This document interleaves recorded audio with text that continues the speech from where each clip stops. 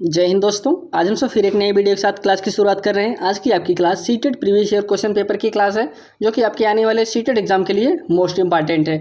CTET के previous में दोस्तों जो आपका लेटेस्ट प्रीवियस ईयर हुआ था 2022-23, उसको तो हम सब डेली आप सबके लिए कवर ही करा रहे हैं, लेकिन अब उसके साथ साथ जो आपका ऑफलाइन मोड हुआ था 2011 से, उसको भी कवर करा रहे हैं। इस श्रृंखला में दोस्तों जो 2011 में आपका पेपर हुआ था उसको हम सब कवर करा चुके हैं, और जो 2012 में हुआ था 18 नवंबर 2012 को, उसमें हम सब सीडीपी कवर करा चुके हैं। आज जो आपका सब्जेक्ट है वो सब्जेक्ट आपका है ईवीएस। अगर आप इस चैनल पर नए हैं तो चैनल को सब्सक्राइब जरूर करिए।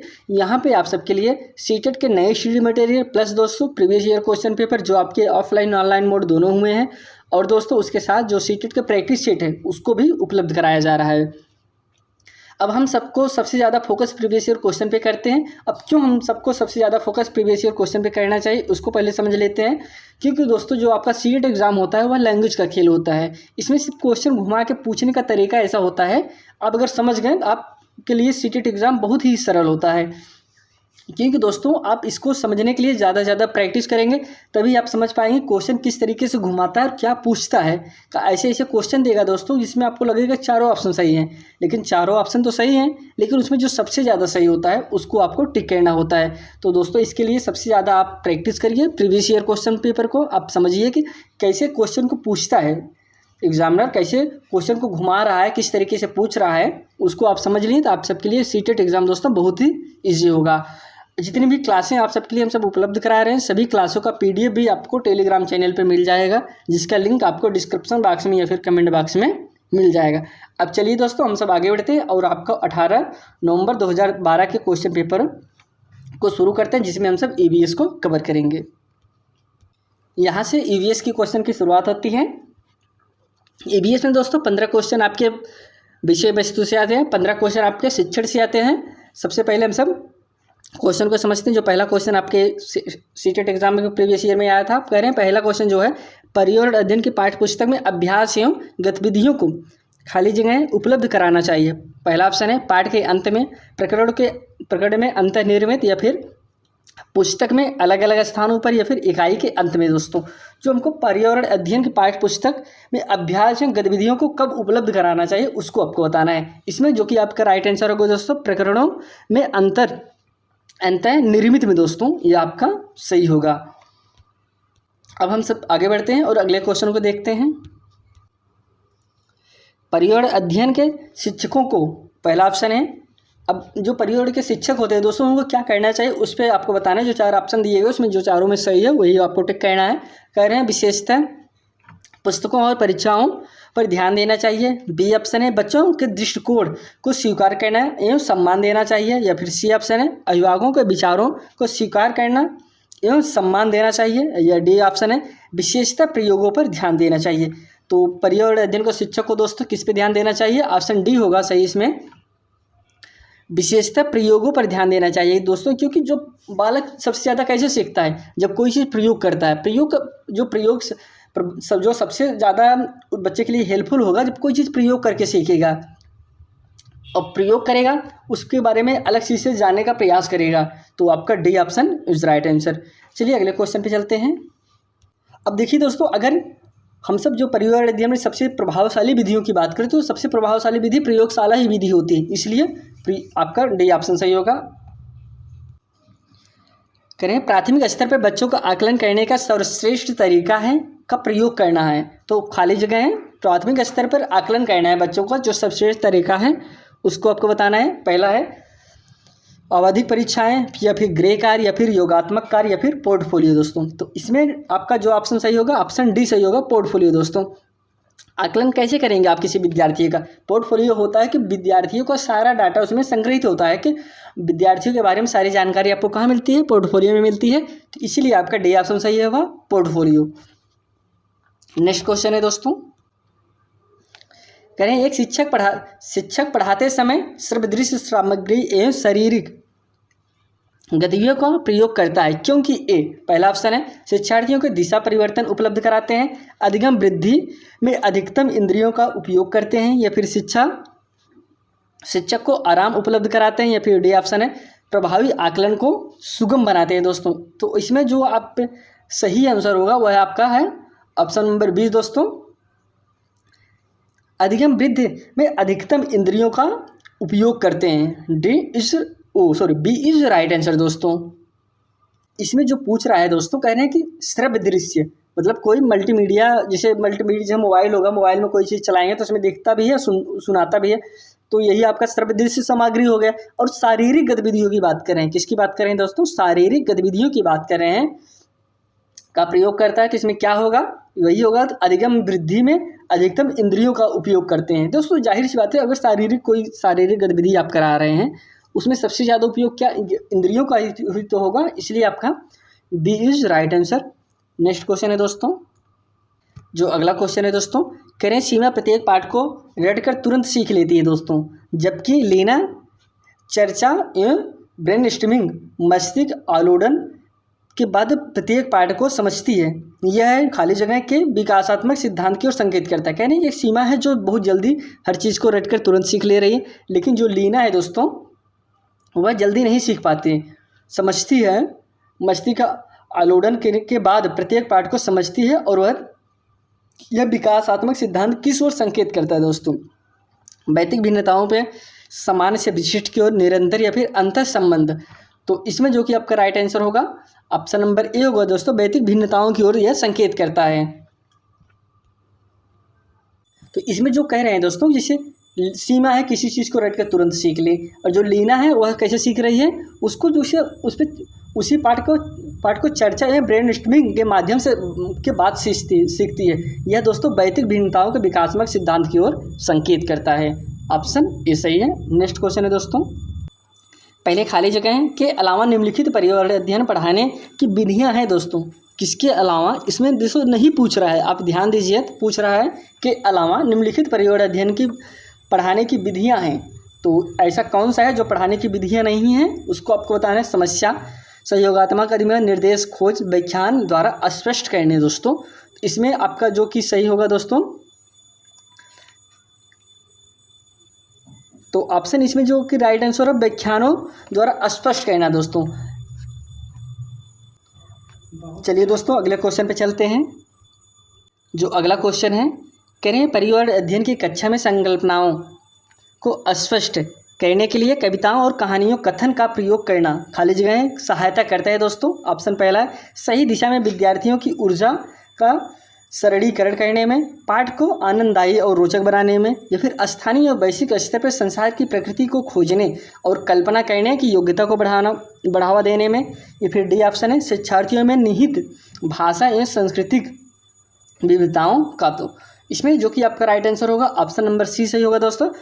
जो पर्यावरण अध्ययन है दोस्तों वह स्थानीय और वैश्विक स्तर पर संसार की प्रकृति को खोजने और कल्पना करने की योग्यता को बढ़ावा देने में सी इज राइट आंसर दोस्तों। नेक्स्ट क्वेश्चन पे चलते हैं।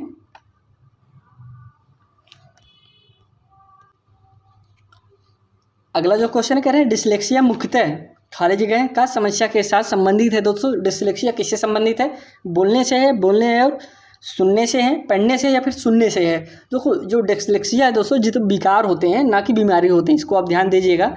डिसलेक्सिया पढ़ने से संबंधित है, ऑप्शन सी आपका सही होगा। डिसलेक्सिया पढ़ने से संबंधित होती है। और जितने भी विकार हैं दोस्तों उसको हम आपको एक वीडियो में सारे विकार को बता देंगे, क्योंकि विकार से आपके सीटेट एग्जाम में एक दो क्वेश्चन पूछ ही लेता है, मिनिमम तो एक आएगा ही आएगा, एकदम फिक्स है। चलिए अगले क्वेश्चन पे चलते हैं।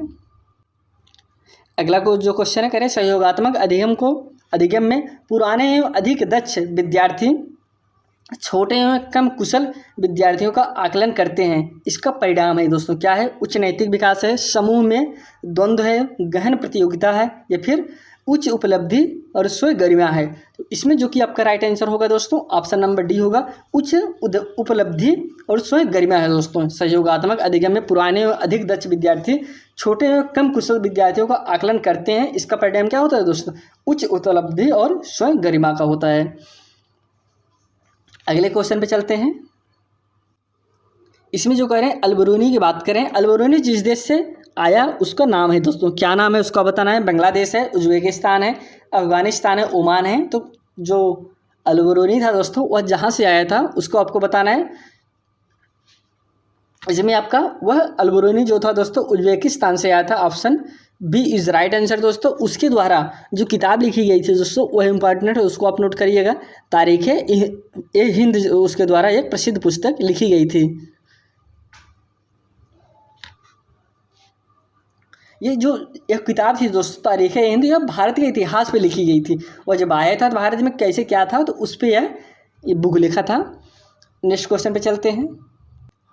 अगला जो क्वेश्चन है, कह रहे हैं नीचे किसी एक्सप्रेस ट्रेन के मार्ग के रेलवे टाइम टेबल के कुछ अंश दिए गए हैं दोस्तों। किसके टाइम टेबल के दिए गए हैं? रेलवे टाइम टेबल के कुछ अंश दिए गए हैं। पहला है स्टेशन का नाम है दोस्तों सूरत, वलसाड, भिवंडी, मडगांव। ये 4 स्टेशन के नाम है। पहुंचने का समय इतने बजे समय पहुंच रहे हैं और प्रस्थान कब कर रही हैं दोस्तों? प्रस्थान इतने बजे कर रही हैं। और दूरी दोस्तों कितनी दूरी है, दूरी लिखी गई है। अब दिन दोस्तों कितना दिन लग रहा है, किसी में 1 दिन में पहुंच जा रही हैं, किसी में 2 दिन, किसी में 1 दिन। तो और इसी क्रम संख्या यहाँ पे शुरू में क्रम संख्या दिया गया है। अब इसमें पूछ क्या रहा है उसको हम क्वेश्चन की तरफ चलते हैं। कह रहे हैं उपयुक्त सूचना के आधार पर सूरत और मडगांव के बीच की दूरी तथा ट्रेन द्वारा इस दूरी को तय करने में लगा समय क्रमशः है दोस्तों। किसके किसके बीच में दूरी दोस्तों? सूरत और मडगांव के बीच की दूरी बात कर रहे हैं। अगर सूरत और मडगांव की बात करें इसमें पहले हम समझ लेते हैं। जैसे सूरत जो था दोस्तों वह कितनी दूरी पे था? 5 से 30 पे था। लेकिन आपका जो मडगांव है यहाँ पे लिखा गया है 15 से 9 है। तो दोनों को हम घटा देंगे। घटाने के बाद जो आपका आएगा लगभग आपका 979 आता है। तो ए आ जाएगा। अब ए तो आ गया दोस्तों किलोमीटर। अब इसमें ऑप्शन हम पहले देख लेते हैं है कि नहीं है। तो इसमें आपका ए भी है, डी में भी है। अब जो घंटे दिया गया है दोस्तों, हम घंटे को भी क्या करेंगे? घंटे को भी डिवाइड कर देंगे। इसमें जैसे 16-15 पे था जो पहुंचने का समय, जो पूछ रहे हैं तय करने में लगा समय 16-15 पे था और उसका मडगांव का 7:35 पे था। दोनों को जब हम सॉल्व करेंगे तो आपका जो राइट आंसर आएगा डी आएगा, 15 घंटे 15 मिनट। अब इसको सॉल्व करने के लिए दोस्तों बोर्ड की ज़रूरत होती है। बोर्ड तो है नहीं लेकिन आप ऐसे समझ लीजिए, इसको सॉल्व करने का यही तरीका होता है। पहले हम इसको माइनस कर लेते हैं, फिर उसको जो समय दिया रहता है उसको भी हम माइनस करके सॉल्व कर लेते हैं। Option D is right answer. अगले क्वेश्चन पे चलते हैं। यहाँ पे कह रहे हैं प्रयोग और प्रयोगात्मक कार्य करते हुए श्यामा का निष्पादन कक्षा में सर्वश्रेष्ठ होता है दोस्तों। उसे बहुत सृजनात्मक शिक्षार्थी माना जाता है, इसलिए वह खाली जगह के द्वारा संकल्पनाओं को सीखती है। पहला है अपसारी चिंतन, मॉडलिंग, अनुकरण। तो इसमें जो कि आपका राइट आंसर होगा दोस्तों अपसारी चिंतन होता है। अब देखिए एक होता है आपका अपसारी और एक होता है अपसारी। अब देखिए दोस्तों कोई अगर प्रयोग करके कोई जब चीज़ सीखते हैं वह अपसारी होता है। जैसे अभी हम एक क्वेश्चन आपको बता रहे हैं, एक क्वेश्चन से आपका अपसारी चिंतन भी और अपसारी चिंतन भी क्लियर हो जाए। जैसे हम अभी आपसे पूछ लें कि भारत की राजधानी क्या है, आप सिंपल से जवाब देंगे दिल्ली, तो यह क्या हो गया? आपका अपसारी चिंतन हो गया। अगर हम ऐसा पूछ लें दिल्ली की विशेषता बताइए, यह क्या हो गया? आपका अपसारी चिंतन हो गया। दोनों में यही अंतर होता है, एक एकदम फिक्स आंसर होता है, एक आपने फैलाव होता है, उसमें आप अपनी सोचने की क्षमता बढ़ती है, आप अपने मन से आंसर देते हैं। यही अपसारी चिंतन और अपसारी चिंतन में यही अंतर होता है। लगभग आप समझ गए होंगे दोस्तों। चलिए हम नेक्स्ट क्वेश्चन पे चलते हैं। कक्षा में एक प्रभावी शिक्षण अधिगम प्रक्रिया होती है दोस्तों जब शिक्षक बच्चों के ज्ञान को पढ़ाई जाने वाली नई संकल्पनाओं के साथ जोड़ने में सहायता करता है। इसके पार्श्व में निहित उद्देश्य खाली जगहें को बढ़ावा देना है। ऑप्शन है भाई पहला वैयक्तिक भिन्नता दोस्तों, शिक्षार्थी स्वायत्तता, या फिर पुनर्बलन, या फिर ज्ञान का सह संबंधन और स्थानांतरण। तो जो कि इसमें आपका राइट आंसर होगा ऑप्शन नंबर डी होगा दोस्तों, ज्ञान का सह संबंधन एवं स्थानांतरण। D is right answer. अगले क्वेश्चन पे चलते हैं। कह रहे हैं कि रोहन के विद्यालय में एक विज्ञान प्रदर्शनी का आयोजन किया गया है। इसका आयोजन एक उद्देश्य के साथ किया गया था कि आपके विचार में कौन सा उद्देश्य सर्वाधिक उपयुक्त है दोस्तों। कह रहे हैं कि रोहन के विद्यालय में विज्ञान प्रदर्शनी आयोजन किया गया था। इसका आयोजन जो है करने का एक उद्देश्य था। अब आपको अपने हिसाब से सोचना है उसका उद्देश्य क्या हो सकता है इन चारों ऑप्शन में। पहला है शिक्षार्थियों के लिए सृजनात्मक माध्यम उपलब्ध कराना, विद्यालयों का नाम प्रसिद्ध करना, अभिभावकों को संतुष्ट करना, या फिर विभिन्न व्यवसायों के लिए विद्यार्थियों के प्रशिक्षित करना। अब देखिए दोस्तों जो इसका आयोजन किस लिए किया जाएगा, विद्यार्थियों के सृजनात्मक माध्यम उपलब्ध कराना, ये सही होगा। क्योंकि दोस्तों जब आप कोई प्रदर्शनी करते हैं तो विद्यालय में बच्चा देखेगा क्या चीज़ है, क्या उसके बारे में और चीज़ जानेगा, उसके बारे में और अच्छे से समझने का प्रयास करता है। ए इज़ राइट आंसर दोस्तों। अगले क्वेश्चन पे चलते हैं। खाली जगह है दोस्तों, कह रहे हैं के अलावा बच्चे के विकास को आकार देने वाली वातावरणीय कारकों में निम्नलिखित सभी शामिल हैं। ऑप्शन है संस्कृति, या फिर शिक्षा की गुणवत्ता, पौष्टिकता, या फिर शारीरिक गठन। दोस्तों किसके अलावा दोस्तों बच्चे के विकास को आकार देने वाले वातावरणीय कारकों में निम्नलिखित सभी शामिल हैं? तो इसमें जो कि आपका राइट आंसर होगा ऑप्शन नंबर डी होगा दोस्तों, शारीरिक गठन।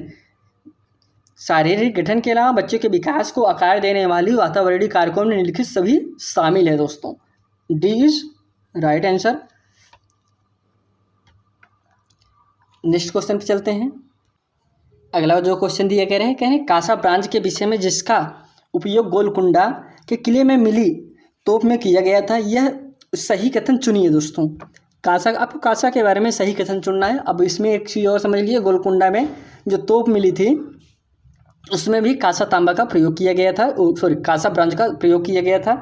करें पहला ऑप्शन है कासा तांबा कापर तथा जस्त जिंक के मिश्र धातु है। बी ऑप्शन है कासा तांबा कापर तथा टिन की मिश्र धातु है। सी ऑप्शन है कासा तांबा तथा प्लेटिनियम की मिश्र धातु है। डी ऑप्शन है कासा एक तत्व है। तो दोस्तों इसमें जो कि आपका राइट आंसर होगा ऑप्शन नंबर बी होगा दोस्तों। जो कासा होता है, कांसा तांबा कापर तथा टिन की मिश्र धातु होती है, जो आपका कासा होती है। चलिए नेक्स्ट क्वेश्चन पे चलते हैं।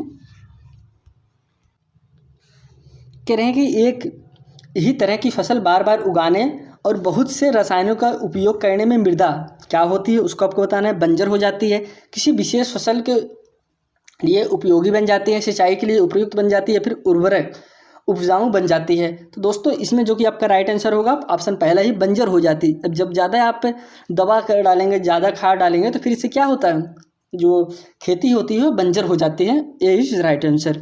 नेक्स्ट क्वेश्चन दोस्तों, करें निम्नलिखित में से लेह और लद्दाख के मकानों की विशेषता चुनिए दोस्तों। किसकी? लेह और लद्दाख की। जब हम आपको आवास बता रहे थे, आवास में हमने बताया था कि लेह में किस प्रकार से मकान पाए जाते हैं, लद्दाख में कैसे मकान पाए जाते हैं। दोनों में विशेषताएं आपको बतानी है। पहला जो कह रहे हैं कि पेड़ के तनों से बनी लकड़ी के ढालू छतें होती हैं दोस्तों। कहाँ होती हैं उसको आपको बताना है। निचली मंजिले में कोई खिड़की नहीं होती, ऐसा मकान किस जगह पाया जाता है। सी ऑप्शन जो कह रहे हैं पत्थर मिट्टी चूने से बनी मोटी दीवारें होती हैं दोस्तों। और जो लास्ट ऑप्शन है लकड़ी के फर्श होती हैं। तो जो ऑप्शन दिया गया है बी सी डी, जो बी ऑप्शन है सी डी ए सही है, या फिर सी ऑप्शन जो दिया गया है ए बी डी सही है, या फिर डी ऑप्शन दोस्तों ए बी सी सही है। आपको बताना है किस प्रकार से घर कहाँ पे पाए जाते हैं। इसमें दोस्तों जो सही है वो आपका होगा बी सी डी दोस्तों। जो बी है निचले मंजिल में कोई खिड़की नहीं है दोस्तों। जो विशेषता है लेह लद्दाख के मकानों की विशेषता यही है कि निचले मंजिल में कोई खिड़की नहीं होती है, और जो से यहाँ पे पत्थर मिट्टी और चूने से बनी मोटी दीवारें होती हैं दोस्तों। अब चूने का प्रयोग क्यों करते हैं? ताकि कीड़े ना लगें और वह ज़्यादा दिन तक चले। चूने का प्रयोग इसलिए किया जाता है। तो दीवार किसकी होती है? पत्थर की दीवार होती हैं। और जो डी जो ऑप्शन है लकड़ी की फर्श होती है दोस्तों। यह भी हम आपको बताए थे जब लेह लद्दाख के घर के बारे में बता रहे थे। तो आपका सही ऑप्शन है option number A. Next question की तरफ चलते हैं दोस्तों।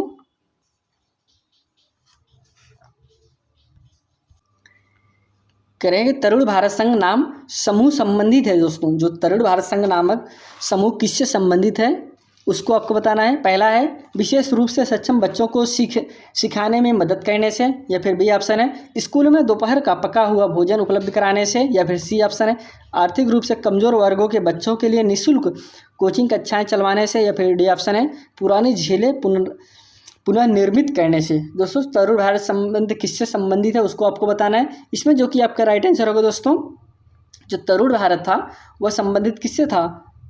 वह वन से संरक्षण से संबंधित था। तो इसमें जो कि आपका राइट आंसर होगा पुरानी झीलें पुनः निर्मित करने से दोस्तों। क्योंकि जो तरुण भारत है वो पर्यावरण से संबंधित है। बाकी जो ऑप्शन है इसमें पर्यावरण से संबंधित कोई ऑप्शन दिख नहीं रहा। तो जो कि अब जो पुरानी झीलें पुनः निर्मित करने से है ये आपका पर्यावरण से संबंधित है। तो D is right answer. Next question पे चलते हैं दोस्तों। यहाँ पे जो क्वेश्चन है पूछ रहा है सांपों के संदर्भ में सही कथन आपको बताना है। पहला ऑप्शन है हमारे देश में केवल 4 तरह के जहरीले सांप पाए जाते हैं, या फिर बी है नाग कोबरा जहरीले सांपों का एक प्रकार है। सी ऑप्शन है जहरीले सांप के 4 खोखले दांत पाए जाते हैं। जब सांप किसी व्यक्ति को काटता है तो जहर इन खोखले दांतों से उसके शरीर में चला जाता है, या फिर डी ऑप्शन है सांप के कांटे की दवाई सांप के जहर से ही बनाई जाती है। दोस्तों आपको पता हो, पहले ऑप्शन हम आपको बता देते हैं।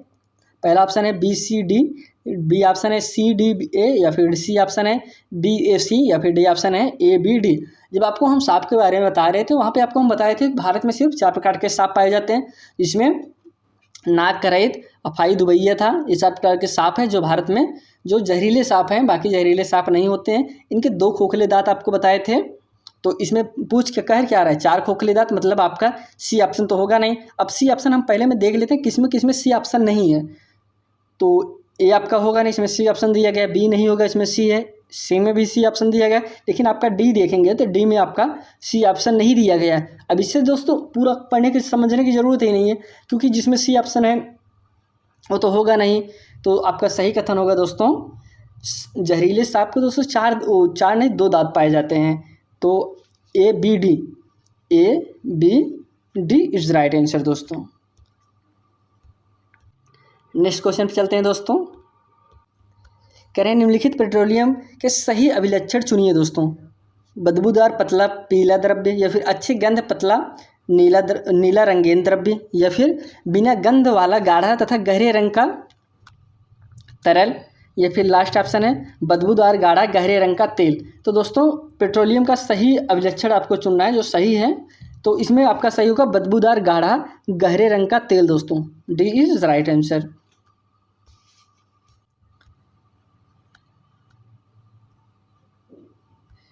इसमें जो क्वेश्चन पूछ रहे हैं, अगला क्वेश्चन दोस्तों, कह रहे हैं निम्नलिखित में से रोगों का वह समूह चुनिए जो मच्छर से फैलता है। दोस्तों कौन कौन सा रोग आपका मच्छर से फैलता है, उसको आपको बताना है। पहला है मलेरिया चिकनगुनिया, दूसरा ऑप्शन है dengue malaria chikungunya, C option देखते हैं दोस्तों मलेरिया हैजा मियादी बुखार, डी ऑप्शन है मलेरिया डेंगू हैजा। अगर हम सब मच्छर की बात करें तो मच्छर से फैलता क्या है दोस्तों, मच्छर से जो फैलेगा आपका फैलता है, बी ऑप्शन सही होगा डेंगू मलेरिया चिकनगुनिया।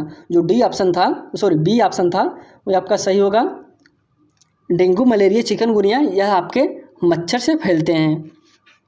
चलिए अगले क्वेश्चन पे चलते हैं। यहाँ पे कह रहे हैं कि मधुबनी चित्रों को बनाने के लिए चित्रकारों द्वारा उपयोग की जाने वाला रंग होता है। दोस्तों जो मधुबनी चित्रकला होता है उसे बनाने के लिए जो रंग का प्रयोग करते हैं वह होता है, उसको आपको बताना है। पहला अति उत्तम गुणवत्ता के फाइबर पेंट, या फिर सोने चांदी को घोल कर बनाए गए पेंट, या फिर पीछे वह चावल के रंगीन घोल, या फिर विशेष प्रकार के बने पोस्टर रंग। दोस्तों मधुबनी जो चित्रकला है दोस्तों किस राज्य से संबंधित है, वह आपके बिहार राज्य से संबंधित है। और इसकी जो पेंटिंग होती है दोस्तों उसके बनाने के लिए प्राकृतिक रंगों का प्रयोग करते हैं। अब प्राकृतिक रंगों में आपका सी ऑप्शन सही होगा पीसे हुए चावल के रंगीन घोल, या फिर जो और भी रंग होते हैं प्राकृतिक से, जैसे पालक हो गया, पालक से हम हरा रंग निकाल लेंगे, चावल से हल्दी से हम रंग बना लेंगे। इस प्रकार से रंग को बनाकर हम मधुबनी चित्रकला को बनाते हैं, या बिहार राज्य से संबंधित हैं। नेक्स्ट क्वेश्चन पे चलते हैं दोस्तों। कह रहे हैं कि एक पब्लिक स्कूल में प्रत्येक कक्षा में लगभग 2 से 3 बच्चे आवश्यकता वाले हैं। कुछ बच्चे शारीरिक या मानसिक रूप से विकलांग बाधित हैं। ये बच्चे अन्य बच्चों के साथ उसी कक्षा में एक साथ पढ़ते हैं। उपरोक्त पब्लिक स्कूल में उनमें से किसका अनुपालन करता है। पहला है समावेशन का समवयस्क शिक्षा, या फिर प्रतिपूरक अधिगम, या फिर सतत एवं व्यापक मूल्यांकन। तो दोस्तों इसमें आपका राइट आंसर होगा ये समावेशी। दोस्तों इसमें सभी बच्चों को साथ ले चलने की बात कर रही हैं, तो ऑप्शन ए सही होगा समावेशी शिक्षा। अगला जो क्वेश्चन है दोस्तों, करें घर्षण के विषय में चर्चा करते हुए एक शिक्षिका ने इस संकल्पना की व्याख्या करते हुए बहुत से उदाहरण दिए। इनमें से कुछ ऐसे उदाहरण जिनमें घर्षण हमारे दैनिक जीवन में उपयोगी हैं, उस शिक्षिका ने कक्षा में दिए जो नीचे दिए गए हैं। उस शिक्षिका ने कक्षा में दिए जो नीचे दिए गए हैं। तो जो शिक्षिका थी वो कौन सा उदाहरण दी, वो जो उदाहरण दी वो नीचे दिए गए उदाहरण है, उसको हम आपको बताने हैं। पहला करें हम पेन की नोक और कागज़ के बीच घर्षण होने के कारण ही लिख पाते हैं, या फिर वो करें कि जो हम पेन को लिखते हैं पेपर पर पेन से लिखते हैं तो उसमें घर्षण के कारण ही हम उस पर लिख पाते हैं। जो पहला ऑप्शन कह रहे थे, बी ऑप्शन कह रहे हैं हम फर्श पर हमारे पैरों और फर्श के बीच घर्षण के कारण चल पाते हैं, बी ऑप्शन है। सी ये कह रहे हैं ऊर्ध्वाधर हमारे ऊपर फेंकी गई कोई गेंद घर्षण के कारण ही हमारे पास वापस लौटती है, डी ऑप्शन है घर्षण के कारण ही हम किसी गतिशील वाहन को ब्रेक लगाकर रोकते हैं। अब इसमें आपको 4 ऑप्शन दिए गए हैं, चारों में कौन कौन से सही होंगे उसको आपको बताना है। पहला ऑप्शन जो है BCD, दूसरा ऑप्शन है CDA, या फिर C ऑप्शन है, तीसरा DAB, या फिर चौथा ऑप्शन है दोस्तों ABC। तो इसमें जो कि आपका राइट आंसर होगा दोस्तों ऑप्शन नंबर C होगा, DAB। DAB दोस्तों राइट आंसर। बाकी आपका जो C है दोस्तों, ऊर्ध्वाधर ऊपर फेंकी गई गेंद घर्षण के कारण ही हमारे पास वापस लौटती है, तो गलत है दोस्तों। वह गुरुत्वाकर्षण के कारण वापस लौटती है, ना कि घर्षण के कारण। आपका C is right answer. Next question पे चलते हैं। एक पश्मीना शाल लगभग खाली जगहें साधारण स्वेटरों के बराबर गर्म होती है तथा एक साधारण पश्मीना शाल को बुनने में इतने घंटे का समय लग सकता है। अब इसमें जो पूछ रहा है, पहला कह रहा है एक पश्मीना जो शाल है कितना साधारण स्वेटरों की अपेक्षा गर्म रखती है और उसे बनाने में कितना समय लगता है, कितने घंटे लगते हैं, उसको आपको बताना है। जैसे कि पश्मीना शाल पाया कहाँ जाता है, जम्मू कश्मीर में पाया जाता है दोस्तों। इसमें जो कि आपका राइट आंसर होगा लगभग 10, ऑप्शन डी सही होगा। लगभग 10 स्वेटरों के बराबर गर्म रखती है और यह लगभग 200 घंटे के बनाने में समय लगता है। Option D is right answer. चलिए अगले क्वेश्चन पे चलते हैं। यहाँ पे कह रहे हैं सरिता एक शिक्षिका, उसे विभिन्न समूह गतिविधियों में शामिल रखती है, जैसे समूह चर्चा, समूह परियोजना आदि। उसकी शिक्षिका सीखने के किस आयाम का अनुगमन कर रही है दोस्तों? सरिता की शिक्षिका उसे हर गतिविधियों में शामिल रखती है, हर गतिविधियों में उसको साथ रखती है। जैसे समूह में चर्चा करे तो सरिता साथ रहती है, परियोजना में उसकी शिक्षिका सीखने के किस आयाम का अनुगमन कर रही है? ऑप्शन है भाषा निर्देशित सीखना, प्रतियोगिता आधारित सीखना, सामाजिक गतिविधि के रूप में सीखना, या फिर मनोरंजन द्वारा सीखना। तो दोस्तों इसमें जो कि आपका राइट आंसर होगा सामाजिक गतिविधि के रूप में सीखना, C is right answer. Next question पे चलते हैं। अगला जो क्वेश्चन है, करें नेपेंथेसिस एक ऐसा पौधा है जो मेढक, कीड़े मकोड़े और चूहे उसे छोटे जीवों को अपने अंदर फंसाकर खा जाता है। हमारे देश में यह पौधा पाया जाता है। कहाँ पाया जाता है दोस्तों? जैसे हमारे देश में मुख्यतः तो यह नहीं पाया जाता, लेकिन अगर अपने देश की बात करें तो कहाँ पे पाया जाएगा? अपने देश में वहीं पाया जाता है दोस्तों जहाँ दलदली स्थान हो। ये नेपेंथेसिस को आप घटपैडी पौधे के नाम से भी जानते हैं, या फिर शिकारी पौधा भी आप कह सकते हैं। लेकिन यह शिकार दोस्तों नाइट्रेट की पूर्ति के लिए शिकार करता है। यह आपके जो ऑप्शन दिया गया है मेघालय में, असम में, उड़ीसा में और अरुणाचल प्रदेश में, जो दलदली स्थान है दोस्तों आपका मेघालय राज्य में ऐसे पौधे पाए जाते हैं। कौन? नेपेंथेसिस। अगले क्वेश्चन पे चलते हैं। कह रहे हैं उसे चुनिए जो अन्य से भिन्न है। पहला है पैरासिन मोम, ग्रीस, कोयला और पेट्रोल। तो दोस्तों आप उस विकल्प को चुनिए जो सभी से भिन्न है, जो अलग है। बाकी 3 एक हैं, बाकी एक अलग है। जो अलग है उसको आपको बताना है, जैसे पैरासिन मोम, ग्रीस, कोयला, पेट्रोल। तो दोस्तों इसमें अगर हम सब बात करें तो आपका जो अलग है, अलग कौन सा है? अलग आपका होगा ऑप्शन नंबर सी, कोयला। कोयला जो है अलग है, बाकी सारे एक हैं। अगर इन तीनों की बात करें तो ये तीनों दोस्तों आपके पेट्रोलियम से उत्पादित पदार्थ हैं, लेकिन कोयला जो है पेट्रोलियम से उत्पादित पदार्थ नहीं है, इसलिए अलग है। अगले क्वेश्चन पे चलते हैं।